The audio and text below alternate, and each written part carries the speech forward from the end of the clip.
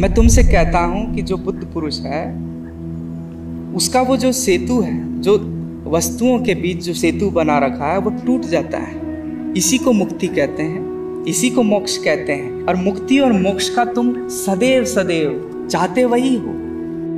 इसीलिए इतने युद्ध हुए, इतनी क्रांतियां हुई, क्योंकि सब मुक्त होना चाहते थे, सब स्वतंत्र होना चाहते थे। स्वतंत्रता सभी को प्रिय है। यदि तुम धन कमाने के पीछे भागते हो, वहां पर भी मुक्ति मुख्य है। बाहर से दिखता है धन कमाना चाहते हो, परंतु वास्तव में तुम्हारी तलाश धन की तलाश नहीं है, मुक्ति की तलाश है, मोक्ष की तलाश है। कैसे? तुम चाहते हो धन कमाना। क्यों कमाना चाहते हो? क्योंकि जो तुम्हारी इच्छित वस्तुएं हैं, तुम चाहते हो ये घड़ी तुम खरीदो, तुम चाहते हो ये तुम कार खरीदो, ऐसा तुम मकान खरीदो, लेकिन तुम्हारे पास रुपया पैसा नहीं है तो तुम बंधे हो, इतना मेरे पास नहीं। यदि तुम्हारे पास बहुत होगा तो तुम्हें मुक्ति महसूस होगी, तुम्हें महसूस होगा कि अब तुम जो करना चाहो कर सकते हो। वो बात अलग है कि इतना सब होने के बाद तुम रिक्त महसूस फिर भी करोगे, क्योंकि वो अंदर से मुक्ति नहीं है, भौतिक जगत की मुक्ति है। लेकिन ऐसा नहीं है कि ये महत्वपूर्ण नहीं है, यह भी महत्वपूर्ण है। इसीलिए तुम देखोगे कि ज्यादातर जो मुक्त पुरुष हुए हैं, जिनके पास धन संपदा थी, जो कहीं के राजा थे, महाराजा थे, क्योंकि उन्हें पता है यहाँ तक वो पहुंच चुके, अब सब व्यर्थ है, अब अंदर की ही उड़ान है।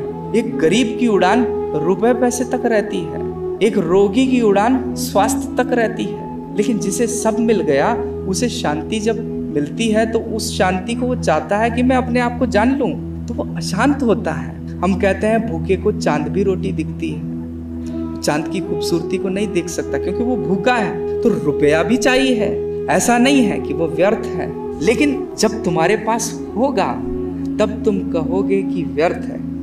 लेकिन ऐसा भी नहीं है कि ये चीज तुम उसके बिना नहीं जान सकते, उसके बिना भी जान सकते हो। कबीर ने जानी, रैदास ने जानी, दादू ने जानी, बहुत सारे ऐसे उदाहरण हैं जिन्होंने जानी, ना होते हुए भी जानी, लेकिन वो कठिन है।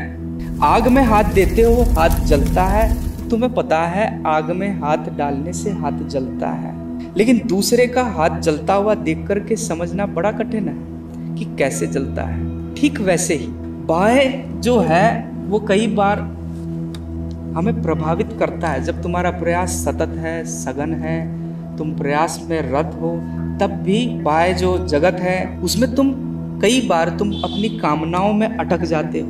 और जब कामना होती है तो बुद्धि नहीं होती है, बुद्धि उस कामना के साथ नष्ट हो जाती है, क्योंकि तुम वहां होते ही नहीं।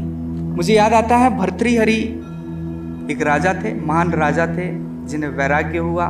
भर्तृहरि ने देख लिया कि ये जो सारा संसार है ये व्यर्थ है, और उन्होंने उस संसार को त्यागने के लिए जंगल में चले गए, त्याग कर दिया। त्याग इस अर्थ में किया कि उन्होंने सब जान लिया था।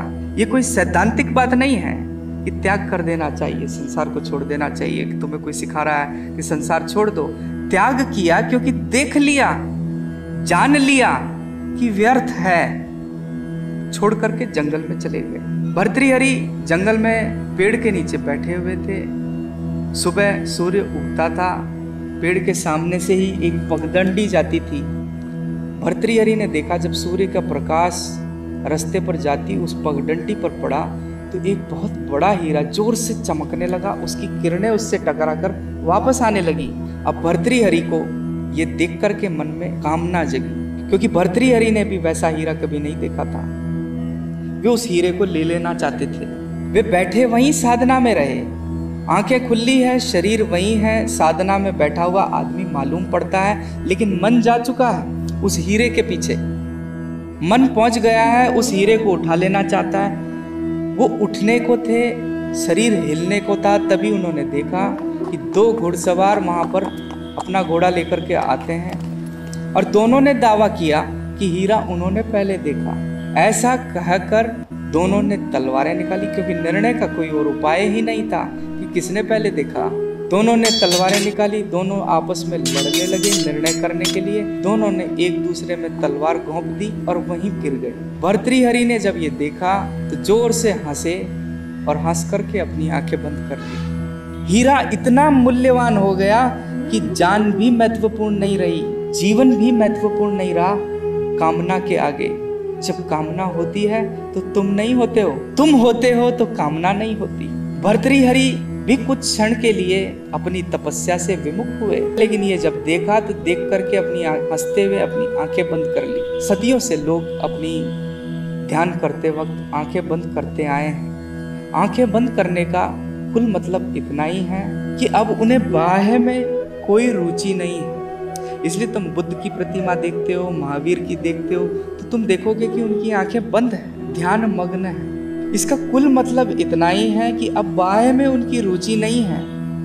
वे तो बाह्य को अब देखने लायक भी नहीं मानते, इतना भी मूल्य नहीं बाहर का कि वो देखने लायक हो, इसलिए आंखें बंद कर ली। भर्तृहरि जब ये देखते हैं तो देख करके अपनी आंखें बंद कर लेते हैं और अपने आप में स्थित हो जाते हैं। मैंने तुमसे कहा वस्तुओं और विषयों का गुण धर्म ज्ञानी और अज्ञानी के लिए समान ही होता है।